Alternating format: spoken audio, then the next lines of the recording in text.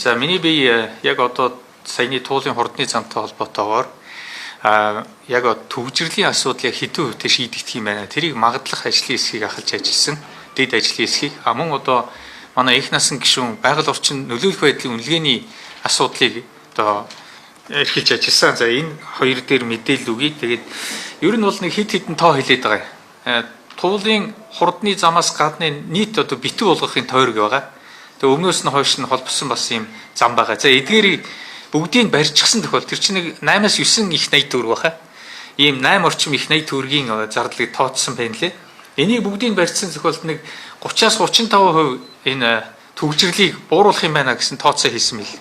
Зөвхөн туулын хурдны замыг одоо барьсан тохиолдолд 13-аас 15% буурах юм байна гэсэн ийм байсан. За тэгээд энийг яг наривчлаа харах юм бол их сонирхолтой нэг юм харагдаад байгаа нь дөрвөн улирлын туршид нэг 100 км/цагаар тооцсон байна. Тэр туулын хурдны зам руу орсон машин.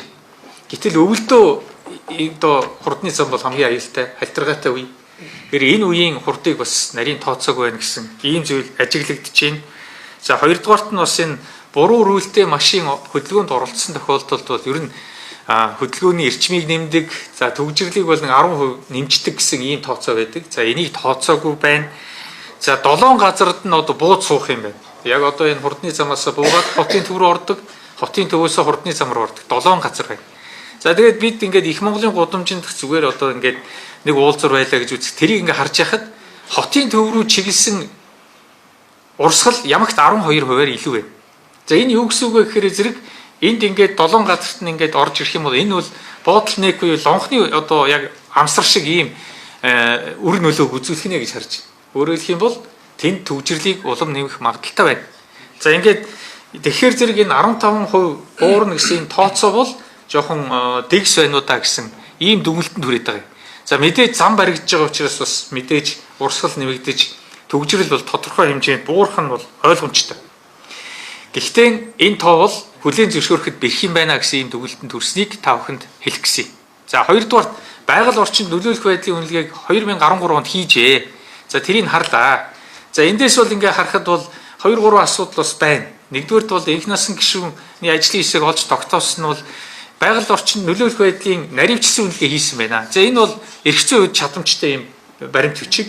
За эндээс энэ наривчлсан үнэлгээнд дээрээсээ бол бид энэ иргэдийн санал асуулга иргэдтэй ярилцсан энэ протоколыг минь харахад бол 15 орнд хийсэн атлаа бүгд ижилхэн үг хэлсэн байна.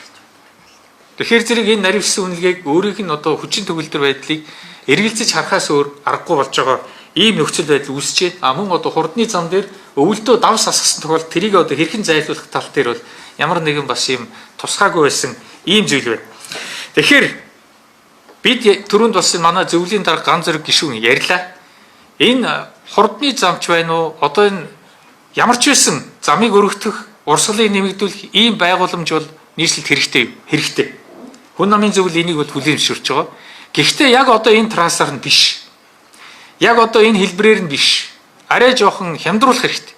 Арай жоохон амьдралтай тооцмор байна гэдэг утгаараа богд уулын яг урд хэсэгт өнөөдөр байж байгаа богд уулын замыг энэ өргөтгөх замаар шийдвэрлэж болдгүй юм л гэсэн санал тавьж байгаа. Тэрнээс биш одоо бүх юмыг зогсоогоод одоо тэгэхгүй. Ягаад гэвэл өнөөдөр 1.5 сая хүн амьдарч ажиллаж байгаа энэ хотын өнөөдөр бол энэ 7-800 мянган машин байгаа энэ том хотын энэ одоо үйлчилгээг сайжруулах хэрэгтэй. Төвжирлийн асуудлыг ямагт одоо иргэд бол нэг номерт хамгийн их одоо санаа зовж шийдвэрлэх ёстой асуудал гэж дандаа ярьдаг, хэлдэг, бичдэг. Энэ утгаар нь энийг шийдвэрлэхэд бол ажиллах ёстой. Энэ утгаараа бол бид энэ төслийг бол илүү төсвийг хараач ээ. Түрүүнд одоо манай энэ бас мөнх соёл гишүүний ярьсан яриан дотор байж шүү дээ. Энд 2025 оны нийслэлийн төсвийн 93%-тэй тэнцэж шүү дээ. Энэ төсвч 2.3 их 80-аар нь тооцох юм бол ийм одоо том төсөв, ийм том төсөл. Тэгэхээр зэрэг бид энийг илүү одоо тооцоолын наривчлах шаардлагатай байна. Тэгээд трассыг өөрчиж богд уулын зам дагуу тавих нь бас боломж байна гэж харж байгаагаа илэрхийлье.